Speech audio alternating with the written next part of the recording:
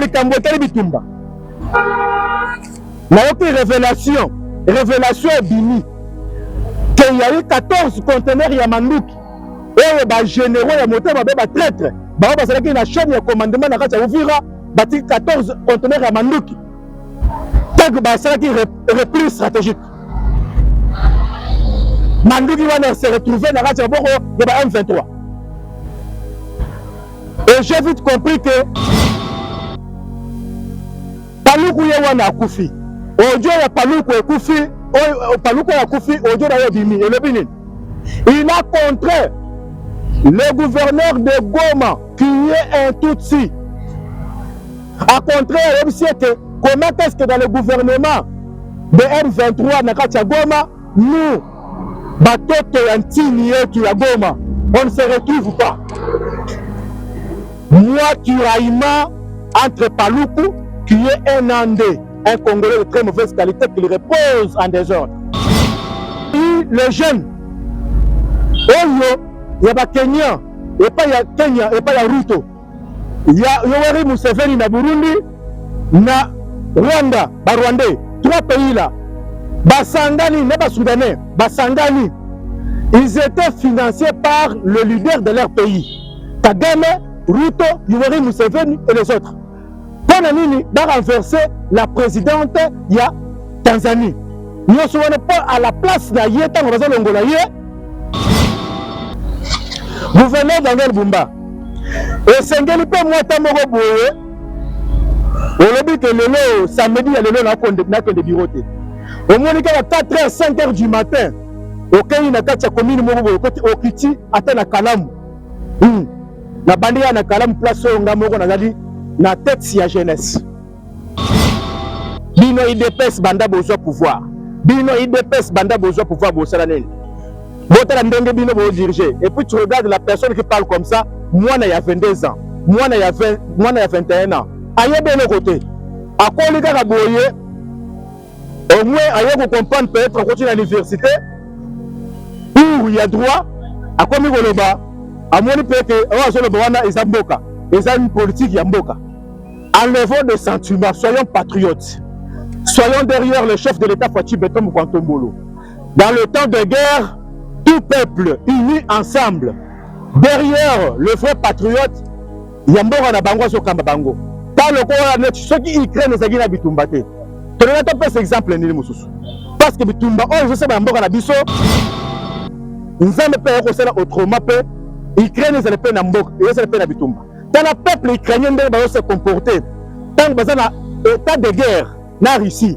On se voit que banqueroute nous sommes dans la poste si madame Manduki. Pas bunde na Russie. Mais bien sur les Congolais, tu vas voir simplement dans nos têtes, il y a que Makamusus on va bien penser muntu bouger. Et de l'autre côté, dans ce Sokomuntu, bazana kacha ko avancer. Oh c'est là le M23 c'est l'affaire des Congolais. Alors que dans ce Sokomuntu, qui sont des Rwandais, ils sont en train d'avancer avec que c'est l'affaire des Congolais. Alors que toi, Congolais, qui es là, tu es d'entrer dans les réseaux sociaux pour que nous critiquions que le chef de l'État a dépêché le Premier ministre par rapport à Makambotali, ravitaillement à aide humanitaire dans Bamboka comme Tanzanie et aussi Burundi. Pour les bandes de Bisso, va déplacer, va Bamboka wana. Bande Konangai. Tokel to na ndenge ya busolo, ndenge penza kitoko. Ambassadeur il y a États-Unis auprès des Nations Unies le 2 décembre. Il y a eu des points que d'abord les États-Unis disposent d'informations supplémentaires sur l'ampleur et la sophistication de participation du Rwanda dans l'est de la RDC. Donc, et comme une situation qui est sophistiquée. N'hésitez pas à liker la vidéo si elle vous plaît et si vous êtes nouveau sur la chaîne, n'oubliez pas de vous abonner et d'activer la notification pour ne rater aucune de nos prochaines vidéos. On commence. Bonjour, très chers Congolais. C'est l'homme ici, gagnant sur Pipa Ignon sur Bozali. Quand tu à la bonsoir, quand tu à la bonjour. On a passé une beauté. On va continuer sur Nabiso Yamboka, le numéro 1, le number 1, Fachi Beton Kwantombolo. Et puis, on a repéré sa beauté et pas ya Maman Yema et Maman Marthe Kassalou.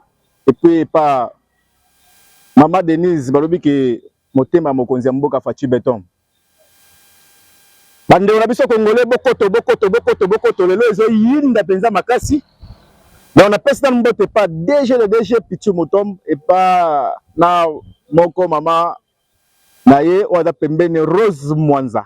Na peseka mbote bele bisika so bozali. Mais to senga nde moi média ifanda kitoko quoi. Média ifanda kitoko tala ba micro ezala bien pourtant to lo ba boye et comme la chef de l'état le number 1 ya Congo. Bandeko kandenge to lo baki wana pe na ndenge to yana kati ya koloba donc ba bazali boso télévision bo connecté ba bazali ba téléphone bo tia mbala moko ba ko benga numéro ezawana na ligne bo ko benga pe to ko pesa ba biyano nyoso na bisika nyoso bino bozali concernant situation politique ya mboka na biso na minito bande wona ngai lelo to kolobela likambo itali ya ba armée rwandaise oyo yibi kombo ya M23 tokolo ba M23 tokolo ba armée rwandaise ya ngonde ezana kati ya kusala pakana kati ya mboka na biso ba oyo Fachi Beton kwa tombolo afundi bango epa ya Donald Trump mwana matete na yango to kende pona ko ebisa bino pona gestion pe ya ville ya Kinshasa pe to kende ngo molo na masolo lelo bo se connecter bo pese biso matoi ngonga ebeti. Ngai sénateur debout, molobeli ya peuple congolais, le communicateur principal chef de l'État en temps réel, sénateur debout. Mes condoléances tout d'abord et pas Yemoko tout d'abord qui est le grand journaliste Francis Betabiloko depuis qu'on fait la yana hier. Oh yazaki maîtresse so bano tanki sabana, boye ba katosa rana émission, mais yaya wana kufaki wana azaki yana ye, mais azaka na ba stress ebele ti lelo yo atikala ko regagner médiaté. Ya yango to bandi émission na biso, bande go botika la koyoka siko ma solo ndenge to kinde na yango. Nazoyoka penza batu ebele tellement que ba congolais belé pe ya ba mauvaise qualité ba lobby makambo ebele makambo wana na se rappeler par rapport parce que analyse na sala ka oyo bino bande wana boye très bien ezaka analyse oyo ezaka tout d'abord amour du Congo nde kombo ya émission na ngai personnellement na analyse on na sala ka ba congolais na bipa nyonso oyo penza très mauvaise qualité likambo na lobela kango kaka tango ndeko na biso kulutu grand frère o azaka na États-Unis wana kombo na ye Kalonji TV alobela makambo makasi par rapport ya kotala ba congolais moko boye ba qualité eza normale te qualité moko boye ya banzungu ya nkunyi donc moté mezika donc le temps que ton pays traverse des moments difficiles e bandeko na yo bazana kati ya kokimaka na minito na moyi makasi. D'abord, yo moko zala na Kinshasa pour kotambola kaka simplement 1 mètre ya pambozo ka moyi ndengezo beta. Mais bato bazana bisika oyo ba armée rwandaise, incursion rwandaise, place koti na mboka na biso, il y a des déplacés massifs, de déplacés bande ngai na moyi na bana na Mikongo. Massa se zobeta koto, mais j'arrive pas à comprendre que vous trouvez il y a des Congolais bande ngai, ba Congolais wana bazobeta maboko par rapport à la progression M23. Les Congolais mauvaise qualité, surtout ni bango pour nani ni ozo soutenir M23. Pour nani ni o koyebi wa kena te biso tolingi na biso kaka kabila zonga. O biso to passe tolinga na biso baluba te. Il n'y a pas de raison quelconque. Beaucoup de besoin bête ma solo ya nation, ma solo ya mboka na bino, entre bino. Comment est-ce que vous pouvez vous conscientiser moralement pour na que ndengeli ni boko éliminer bitumba oyo. Ya bangula na kati ya bele na bino, mais vous attendez toujours il y a des jeunes Congolais, il y a toujours des Congolais de très mauvaise qualité. Bon, je n'arrive pas à comprendre. Quand vous trouvez un Congo qui défend sa nation, qui encourage la M23, qui encourage le chef de l'État, un Moussoïli qui encourage le chef de l'État, un Moussoïli qui encourage le phare de l'armée du pays, un Moulouba, un Kassai qui le fait même d'encourager son armée. Son premier, le commandant suprême, le président de la République, il n'est pas de l'Est. Mais vous trouvez, quand vous parlez de toutes ces histoires-là, vous êtes en train de faire le change. On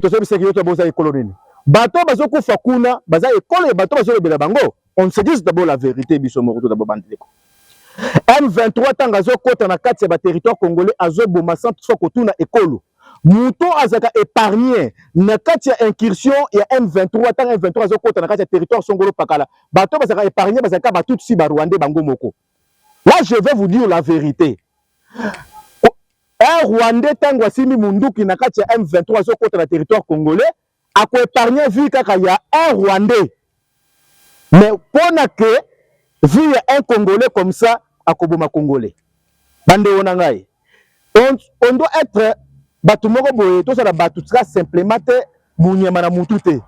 Faut que ça la batu moko boye qu'on puisse avoir le souci de notre propre pays. Nous avons na mboka moko. Na moment oyo et sengeli peuple congolais biso. Tous ala unis ensemble derrière le chef de l'État Fatou Béton. Tous ala unis ensemble derrière notre armée de la République démocratique du Congo qui est FARDC.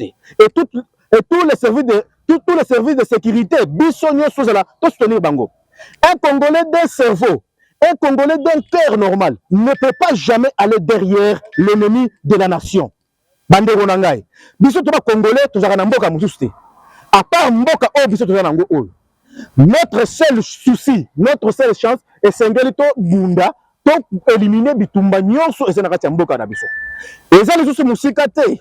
Et comme déjà pembeni ya ke biso to la sima ya batu oyo balingi pe lokola accord oyo ba uti ko signer pa ya mko Antombolo Fatou Béton na ba ensemble na ba témoins nyonso ba pays nyonso africain. Bon monite que il y a eu toujours les ennemis du Congo qui est Kagame lui-même qu'on a dénoncé dans les Nations Unies que il est le vrai, le seul commandant, celui qui commande les actions du M23 dans le territoire congolais. Et c'est que j'aimerais vous dire la vérité et ceci. Botika la koyeba que bino nyonso bato boyo soutenir M23 na kati ya belé ya Congo, botika la koyeba très bien que na makambo nde to okene nango boye. Botika la na soni. Pourquoi? Parce qu'il y a eu dans un temps, dans la histoire, entre guerres, il y a Algérie et la France. Le général de Gaulle a eu ce qui ne tient pas, il y a quelques Algériens par rapport à Bunda contre Bandegona Bango. Algériens, wana Bango babinaki, baye, babandi ko bundisa bandeko na bango pona ko soutenir ba français tangu bitumbe sili esengeli sikoyo ke ba français bazonge pa na bango ba algérien o basimbaki manduki contre peuple na bango ba algérien balingi basenga de Gaulle bazonga na France. De Gaulle alobaki lobaka moko ibisi bango ke ils ont trahi leurs frères batikaki bango na kati Algérie ba récupéraki bango ba bomaki bango sur place. Le problème que les Congolais ne connaissent pas, ne savent pas. N'habitez par manque de connaissances, parce que bazana kati archive ou c'est parce que bazoye baté parce que ça par rapport il y a un moté na mabé. Bandeko, na kati M23 aucun Congolais n'est au commandement. Na kati M23 ba tout sinde bazana commandement. Et si tu as la c'est bongo. Na kati tout si, eza la Corneille Nanga, eza la Obisi, eza la qui que ce soit, bango tout nyonso baza sous commandement. Baza sous commandement ya Kagame. C'est Kagame qui commande le M23. C'est Kagame qui donne les instructions au commandant de M23. Bandeko. Et c'est que tout se laisser comprendre. Mais makamundenge so kende bino mo yobi très bien makamundenge ezali. Tant que Nations Unies et se déclarer na munoko ya ambassadeur rapproché ya Nations Unies Mike Walzer, ambassadeur des États-Unis auprès des Nations Unies. Na kati ya conseil de sécurité des Nations Unies qui le 12 décembre au Tikoleka. Et c'est très bien que cette déclaration, c'est une déclaration qui est décisive. Donc, veut dire que et c'est un nettoyage. Comment est-ce que même les Américains,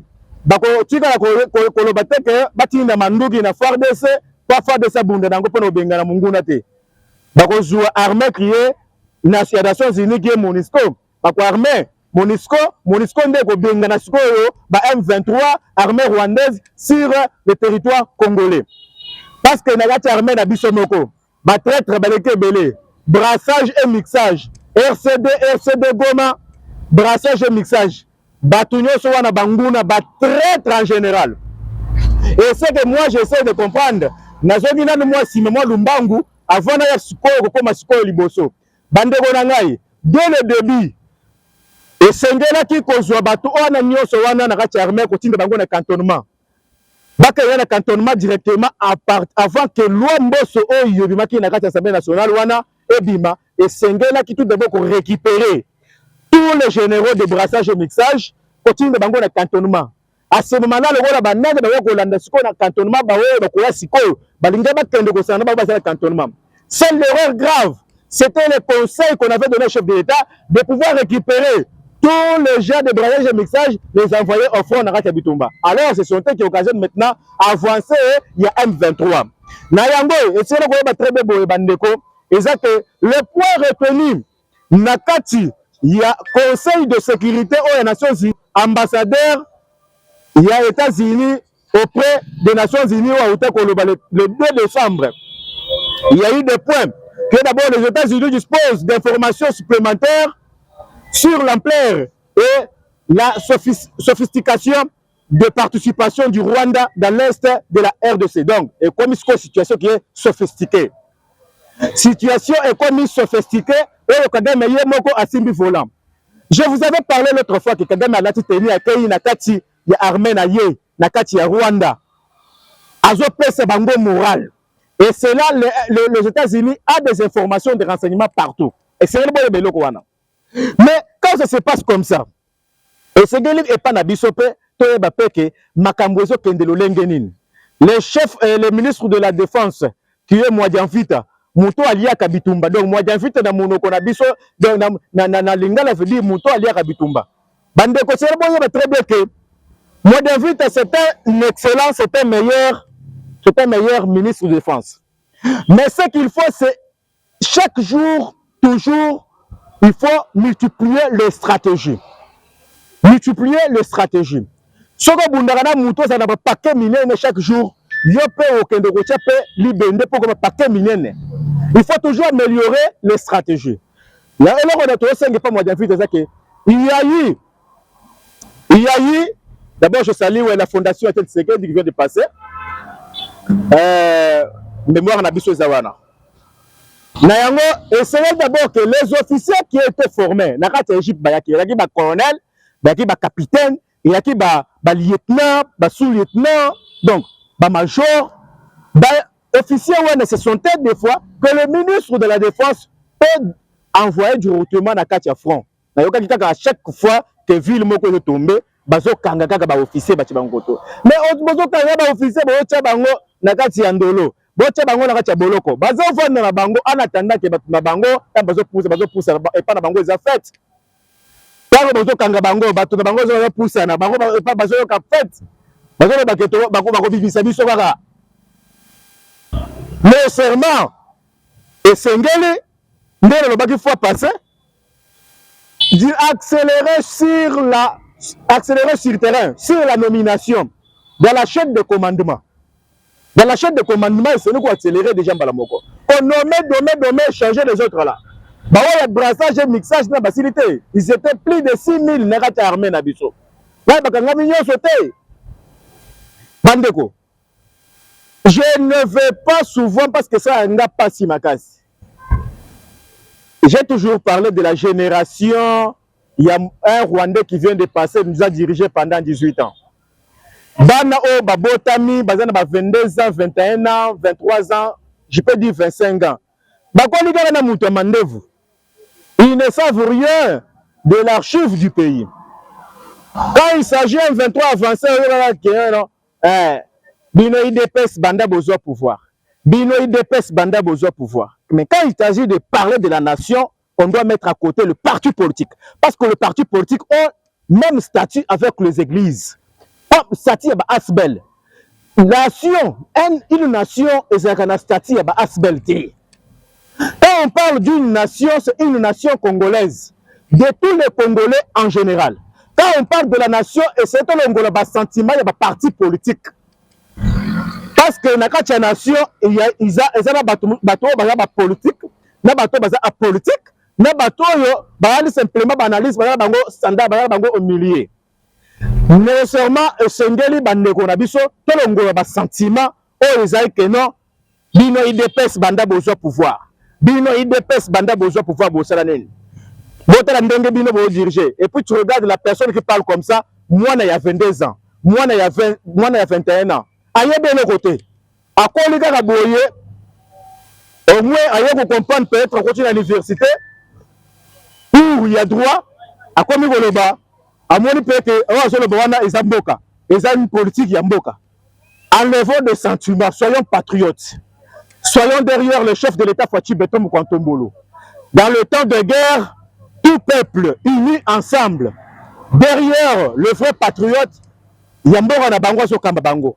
Par le corps net, ceux qui Ukraine ezagi na bitumba te. Tenez pas cet exemple ni mususu. Parce que bitumba oh je sais ba mboka na biso, nzambe pe ko sala autrement pe Ukraine ezale pe na mboka, ezale pe na bitumba. Tant le peuple ukrainien ndenge ba se comporter. Tant que dans état de guerre na Russie ozobona que bangoto nyonso baza na poste basimbaga manduki babunda na Russie mais biso ba congolais toali wana simplement dans nos têtes il y a que makambo mususu o babenga ya penza muntu mbuji et de l'autre côté ba sokomuntu baza na kati ko avancer oh c'est la le M23 c'est l'affaire des Congolais alors que ba sokomuntu ils sont des Rwandais. Ils sont en train d'avancer avec c'est l'affaire des Congolais. Alors que toi, Congolais, qui es là, tu es d'entrer dans les réseaux sociaux pour que nous critiquions la continuer à Mboka, pour critiquer Armène et soutenir Kagame. Comme je suis en train de voir une sorcière qui est Bibi Kapinga, une sorcière, tata moi si moi la sorcière, la famille la bango patnos bakeba, parce que azana kindo kimabe. Pero Louara, Nokomoko Kindo Kimoko Kosaranate, Kindo Kinabango Mabe Makas. Comment est-ce que vous pouvez soutenir un Rwandais, Paul Kagame, Monsieur Giraffe? Vous partez soutenir une personne pareille dans les moments de guerre. Dans un côté de la ville, avec la trahison, il y a brassage et mixage. Ouvir et Kouaï, Gome et Kouaï, Kif et Kouaï. La trahison de la généraux na Bango. Bazo kota bongo malgré bazo bunda te bande ngai mais tato ba awa ouvrir quoi sans que babunda mais on compte à présent ici on compte au moins 400 quelques de morts 400 quelques de morts sans compter bato baza blessés sans compter bato baza blessés mais vous imaginez quelqu'un qui part à quoi puisque la niveau moko boye ko les médias quoi banda ce qu'on soutenir effort ya M23 bon baza na katia bombande na na katia what is Kindoki quittons la sorcellerie. C'est pour cela que j'ai commencé à parler sur l'état des Congolais de la mauvaise qualité. Les Congolais de la mauvaise qualité. États-Unis, ils m'ont confirmé. J'avais dit ceci. Ngaïta Moufati Beto Kendo signer un accord na kati ya États-Unis wana. Au Bandadoa, États-Unis avec le M. Bolos, na administration Trump, comme ils étaient là. Na banda ko sembela kaka Nzambe kote la Kagame na motema na ye andima accord wana te ye a continuer na kobunda parce que ce n'est pas un monsieur qui doit être lâché, c'est un monsieur qui mérite la mort, et lui et sa famille, ses enfants et sa femme, parce que Kagame doit être comme azana mulongo le rôle ya Hitler. Kagame azana mulongo le rôle à Savimbi. Kagame ana mulogo le roi il y a Charles Taylor. Je pense très bien très bien l'histoire il y a Charles Taylor. Charles Taylor azalaki un président nakati il y a pays africain nakati il y a un pays disons Soudan et consort. Charles Taylor azalaki seigneur de guerre. Charles Taylor azalaki mutumoko boye abanda ko signer ba accord azo exécuter en côté. Abomi ba africain na ndenge moko ko serana te kota ouest africain yo so bimba wana Charles Taylor. Je pense que ba kulutu ba Charles Taylor moto accession du faiseur de roi devenu paria international. Donc c'était un monsieur oh il pesait banda ko pesait que azalaki na pensé qu'il tenait que l'Afrique de l'Ouest c'était entre ses mains. Charles Taylor. Mais tant que Charles Taylor a beaucoup fascicolo Batebana comprendre te. Va éliminer Charles Taylor simplement parce que les pays africains ont pris connaissance. Parce que non, nécessairement il faut te Kimia. Bisous dans l'Ouest africain, il faut te Kimia. Mais pourquoi il y a que une seule personne. On a cause à la Zubiso, à West Africa, Zubiso, na Boumboui. Bande Onangai. Charles Taylor a Kendaki. Et enfin, c'est bien que côté West Africa, sur Mbawana et Komaki Kimia. Na yango Zela, Oyo Kadamazo Kende, de Yangwana. Tous les dictateurs ont un défaut de ne pas écouter. Et là, on a une avis, c'est bien Yangwana. Tous les dictateurs ont un défaut de ne pas écouter. Tellement qu'on a dictateur, Mouton le batté. C'est ce qui veut dire qu'on peut mailler l'été. Pourquoi? Il faut toujours battre le béton. Tellement qu'on a fait béton. Mailler l'équipe macasse. Stratégie l'équipe macasse. Peuple n'a pas partout. Ils ont critiqué partout. Liberté d'expression. Parler. Mais quand le peuple parle, les chefs prennent note. Les chefs analysent. Les services prennent note. Et bazo analyser ma solo. Bazo pèse président Boigna. Boigna wana bazo sele la yango et pas mokonzi mboka. Parce que c'est mboka oyo peuple a la liberté d'expression. Mais Kagame c'est un tyran et pas na mboka na ye mutoko loba te. C'est pour cela mayele azana yango te. Aza limité, c'est parce que zana bateau ba cause la bazo loba ya ayo kazwa note azwa les sonté. Voilà là où il y a des problèmes. C'est pour cela Kagame, les fissures d'une architecture diplomatique longtemps présentée comme solide. Ce qui frappe aujourd'hui, c'est que Paul Kagame traverse le même signe précurseur que Charles Taylor avant sa chute. Les autres, c'est bien que tant que chute la Kagame zoya bilimo bozomona makambo tolo balelo tolo bango le susté. Chute il y a un tyran tant que zoya diplomatie ba olongolo na diplomatie. Ba olongolo na diplomatie. Bisika c'est longo. Bolangi ya kati ya pays occidentaux, les traîtres occidentaux. Boyoto siko ne ba komi changer maloba. France, Allemagne, Grande-Bretagne ba komi changer maloba. Bakati ba contrat nyoso, accord nyoso, o basaki na yango na Kagame, na Rwanda. À présent, nous devons vous dire la vérité. La chute de Kagame est déjà un signe na yango oyo fati béton à cette symbole libulu na ye cancer et c'est kangi déjà et kalamingi te Kagame doit mourir. Si toi liwa Kagame rosale mandenge nini? Liwa Kagame rosale malokole ya Savimbi. Bakulu to bayebi Savimbi bien bakoyebi Sabino.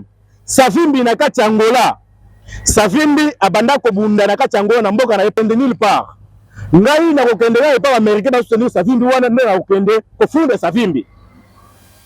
Eduardo Akei a komi après abandi ko beta diplomatie wana na ba George Bush na ba Blinken abeti ba diplomatie.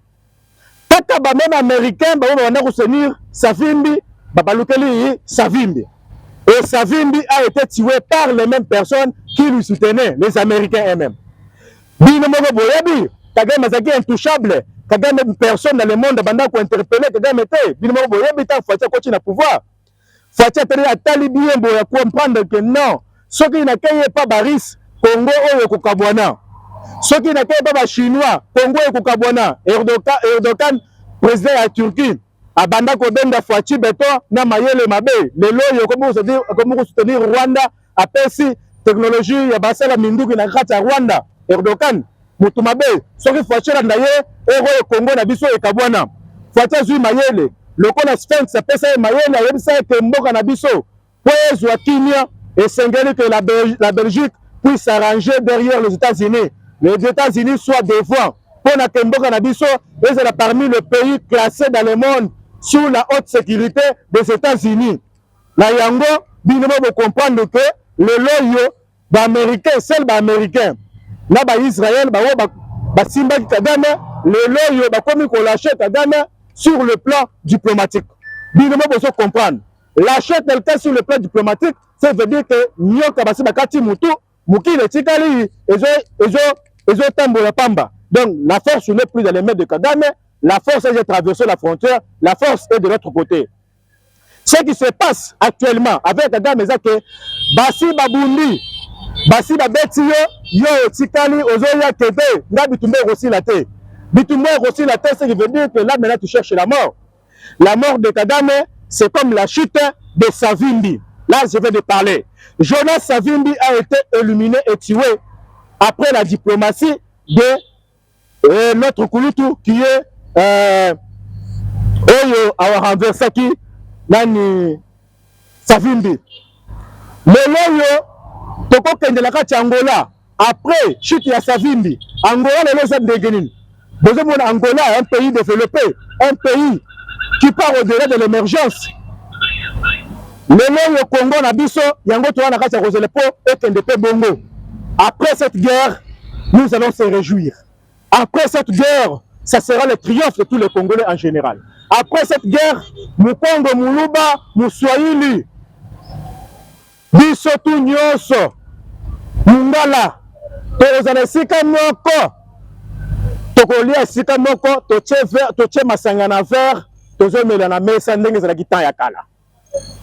Tozana la Bumboko, Pona Rotonga Siko Ekolo.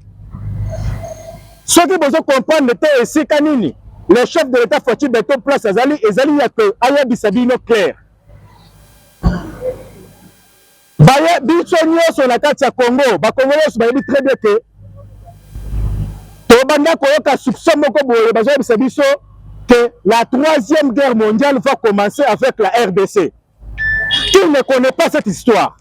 Nana Yebi et Loko Wanate Bandeko Nabiso, oh Banda Koyobi Sabiso depuis on était les petits enfants.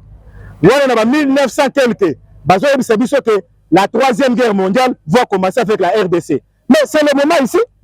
Mais parce que nous avons trouvé une personne, un chef de l'État avec un cœur et aussi très stratégique et sage, intelligent même.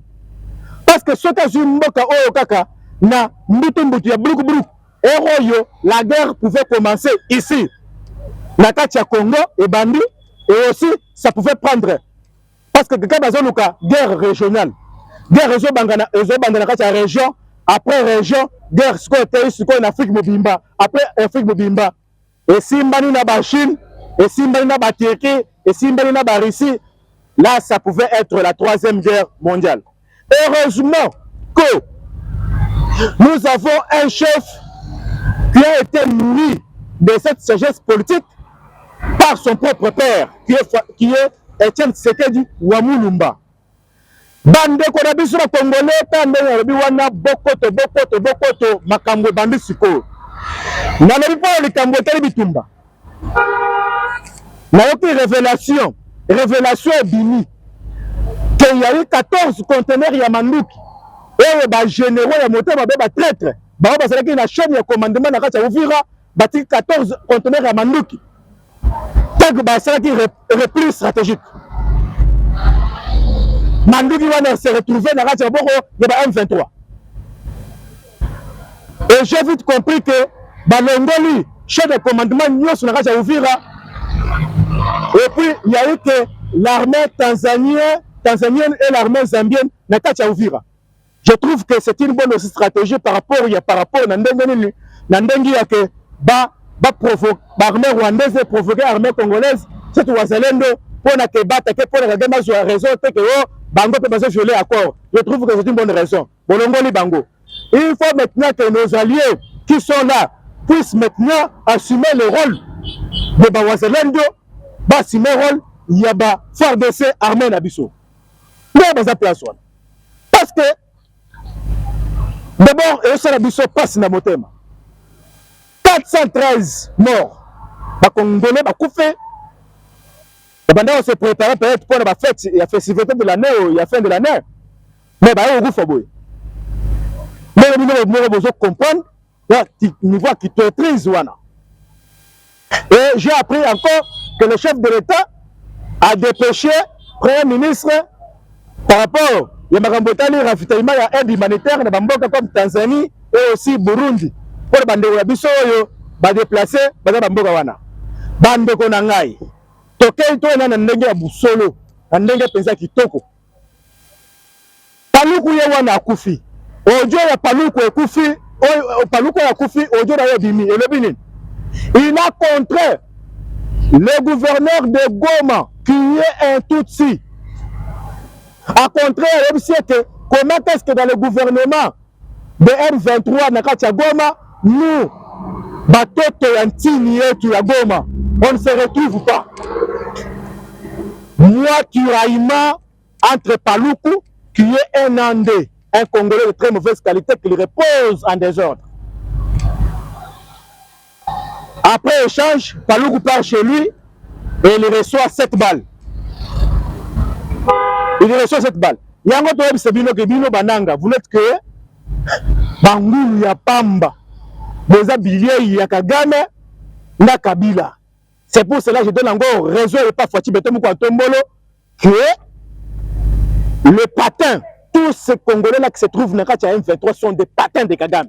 Ils sont sous le commandement de Kagame. D'ailleurs, ambassadeur américain dans les Nations Unies, au sein du secrétaire des Nations Unies, lobby, c'est Kagame seul qui détient le commandement de M23 armée rwandaise. Ça veut dire que aucun Congolais ne détient le bâton de commandement dans la M23. Aucun Congolais, je vous dis. Bandeko na biso Katanga, très très bien na Katanga, na réseaux sociaux, ils appellent toujours Bokokote na Katanga. Les Congolais de mauvaise qualité, Bando Kibancho. Qui vous a dit que vos vies seront épargnées? Ceux qui Bango Bakoti. Demandez le conseil chez vos frères qui sont à l'Est, ils vont vous dire combien ils ont perdu les frères et sœurs de parents. C'est quelle haine? Quelle haine? Le régime Tshisekedi est un régime où il continue pour pouvoir coacher na Kambunyoso en ordre. Mais comment est-ce que Nakatanga et Komi Makambukaka, oh, dis-toi moi c'est la bango.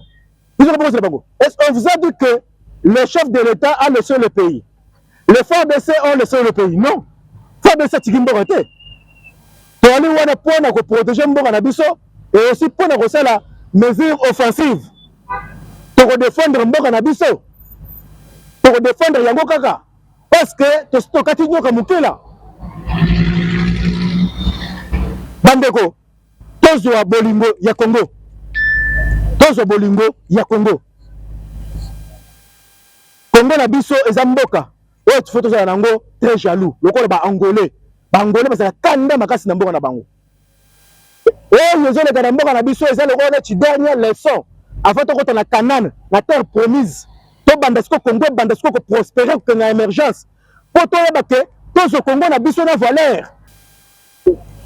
Bandeko kaka ndo na zolo na sabino ke mboka na biso e traverser ba moment moko boye ya tourbillon. Et sengeli biso moko ba Congo faut tozo conscience. Conscience na biso il faut ça là. Bandeko vous avez imaginé que dans mboka Congo tout d'abord yango moko za na 9 pays voisins. 9 pays voisins. Sur les 9 pays voisins wana, tozo un exemple. Il y a mboka lokola Tanzanie. La présidente actuelle qui est là. Na moment ya élection na kati Tanzanie, il y a eu les jeunes. Oyo, il y a ba Kenya, et pas ya Kenya, et pas ya Ruto. Il y a Yoweri Museveni na Burundi, na Rwanda, ba Rwandais, 3 pays là. Basangani, na ba Soudanais, Basangani. Ils étaient financés par le leader de leur pays. Kagame, Ruto, Yoweri Museveni et les autres. Pour nini va renverser la présidente ya Tanzanie. Nous sommes pas à la place na yeta on va longola yé. Mais ba marche va influencer ce que ba jeunes autochtones, ba jeunes ce que ya mboka ba kolo mabele par rapport que ba le présidente na bango za bien té ba longola yé comme ça va profiter na kafiage wana bazwa tout si ba tché na sikawana. Par rapport que Rwanda zosko moyen ya ko fongola front côté Tanzanie et côté ya Katanga. Vous comprenez? Mais tant que vous êtes des Tanzaniens, bazaki ma sécurité, bazaki éveillé, ba comprendre je, ba kangi ba jeune wana nyoso, au moins plus de 3000 jeunes. Boyebi yango, ba tu nyoso monaki yango, na ba médias partout. Et la déclaration du gouvernement tanzanien, où a le but que parmi les jeunes qui protestaient dans les rues de Tanzanie, la plupart, en général, il y avait que les jeunes étrangers qui venaient du Rwanda, de Burundi, et de Ouganda et de Kenya, chez les Hutus. Batunyoso wana ya batutsi. Mais pourquoi bisanga siko? La seule question que je pose aux Congolais en général, comment est-ce que un pays comme la Tanzanie, avec 3000 jeunes infiltrés qui ne sont pas de la nationalité tanzanienne, mais ils protester contre le régime actuel. Mais un pays comme Tanzanie, ils ont la carte d'identité. Un pays comme Tanzanie n'a pas de carte d'identité. Mais le pays avec la carte d'identité, mais infiltré. Bandeko. Donc, est-ce que vous pouvez comprendre? Est-ce que vous avez si est-ce que tu dois évoluer normal? Si quoi le mboka le roi Congo? Mboka le roi Congo, et là le roi mboka moko boye. Tu as au moins 35 ans ou 40 ans. Tu as la carte d'identité na mboka oyo. Depuis la chute de Mobutu, depuis 1997, avec l'entrée de l'AFDEL, mboka na biso ezalaka lisusu na carte d'identité te.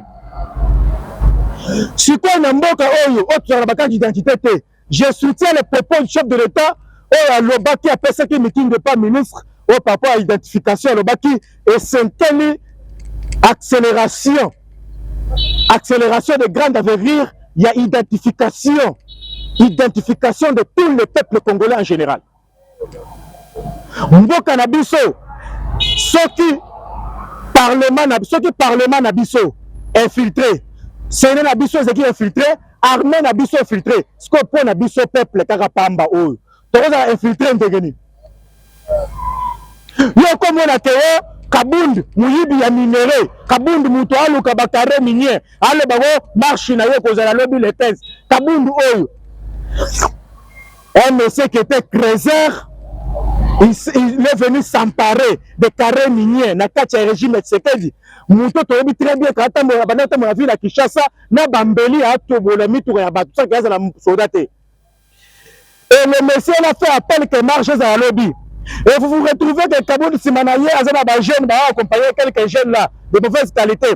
Bon, la boye, bah, Congolais, bah, infiltré. Imaginez Ouarao, il y a des jeunes à 60 ans, 50 ans dans le Congo. Assez aboti déjà, bana na ye, bana âge. Nigérien, oh, kaka, Nigérien, oh, kaka. Aza, on a Kassavubu. Aza, la maison, il y a bende, il y a moteur, il y a mituka. À côté na Congo, il a déjà 50 ans Nigérien. À sa boti mwana awa. Mwana yo wana sakoli. Aller à biloko ba Congolais, le bakalinga le ba Congolais. Dans un pays où il n'y a pas de carte d'identité, mais c'est un Congolais Kenyan.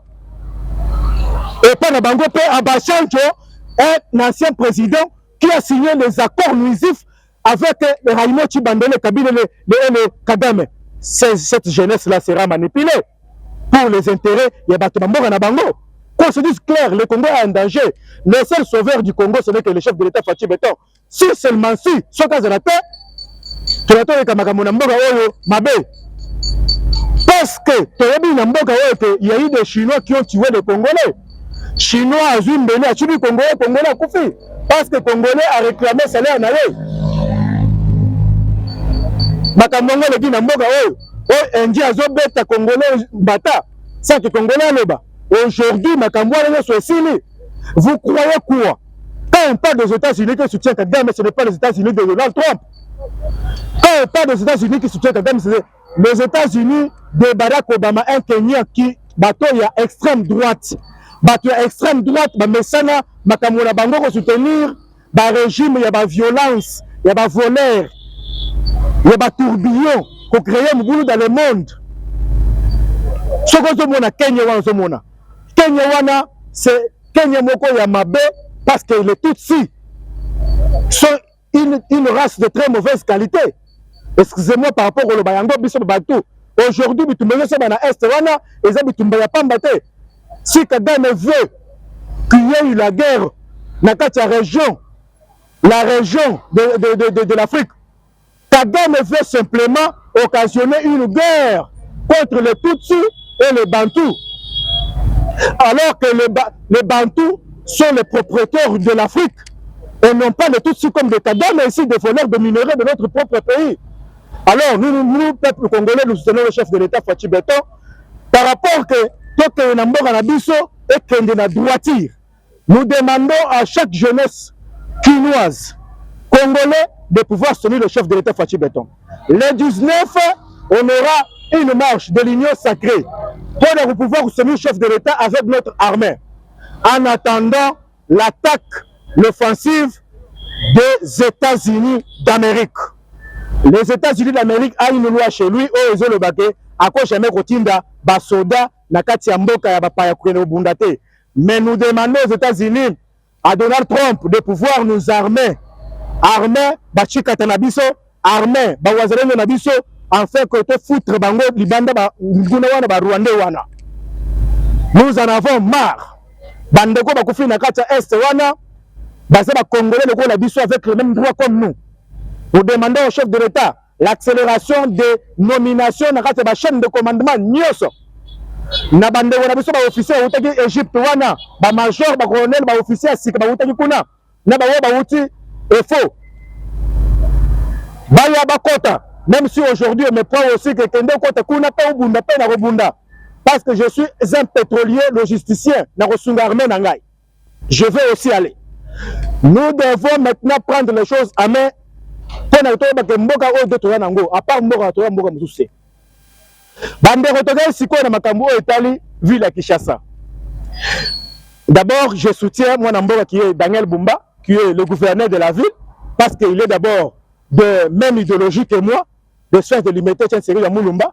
De deux, nazo pesa gouverneur Nabiso conseil. Gouverneur, bato bazo bomayo. Bato bazo salisa musala mabe ba ba bourgmestre.